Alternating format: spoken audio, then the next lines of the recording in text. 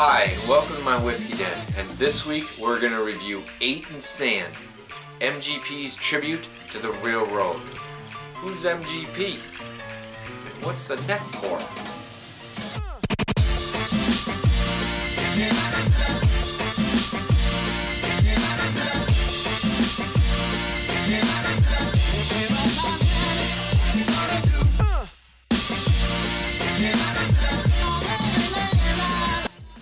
First off, who is MGP? Well, they are a super producer that is in Lawrenceburg, Indiana. And what they've done for years is make massive amounts of different mash bills, have them on hand, and sold them to different distributors or whiskey producers that wanted to release them underneath their own name. So basically they were the backbone for a lot of up-and-coming craft distilleries and a lot of big brand names that are out there already. You just didn't know that they were the ones producing it. Unless you look right here on the back of a bottle. It's showing you where it's made, and that's in Lawrenceburg, Indiana. So chances are, if it's from there, it's actually made at MGP. Now, they haven't released too many of their own things until just recently, like the George Remus series.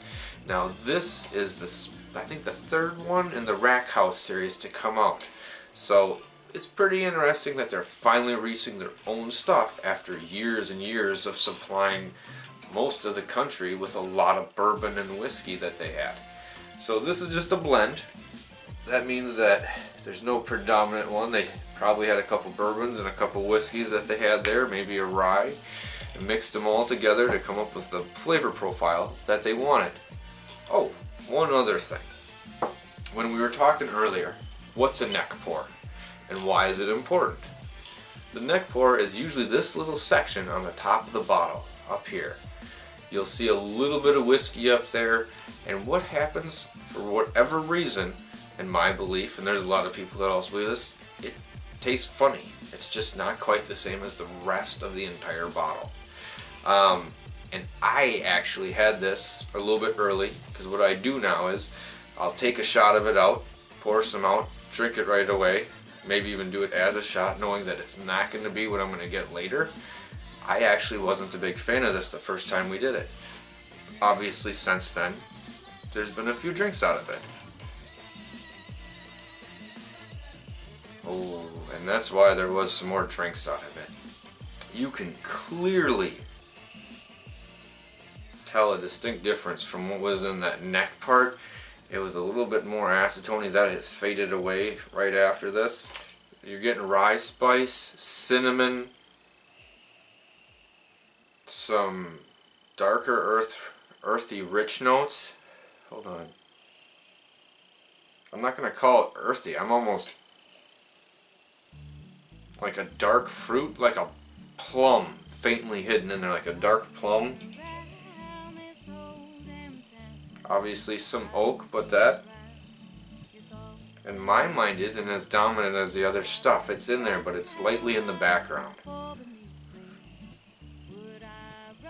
guess this is more than what I expected, out of an early release, but they are taking their time, and whoever the blender is doing it so far has done pretty well.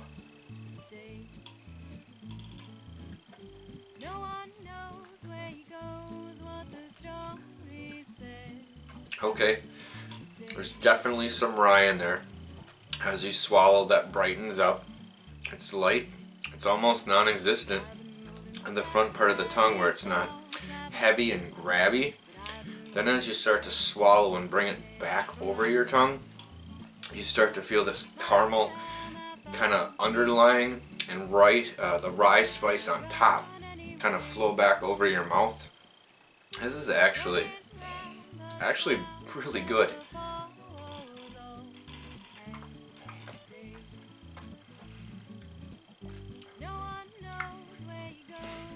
Yeah, the rye spice that's in here, because I'm not always a big fan of rye spice, is around for a little bit and it fades away.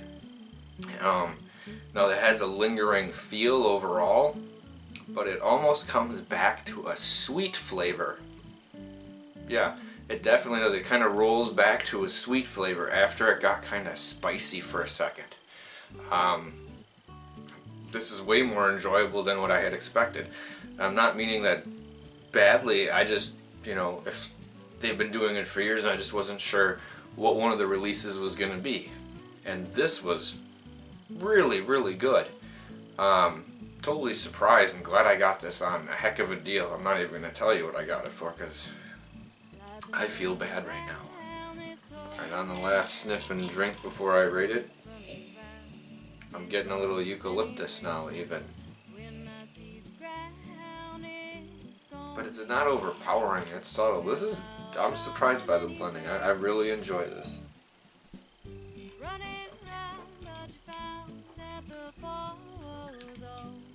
Yep, I can... There's even some subtle dark, like I said, like a dark fruit note underneath the spice and the caramel. There's a little something hidden on there. This is actually very, very good.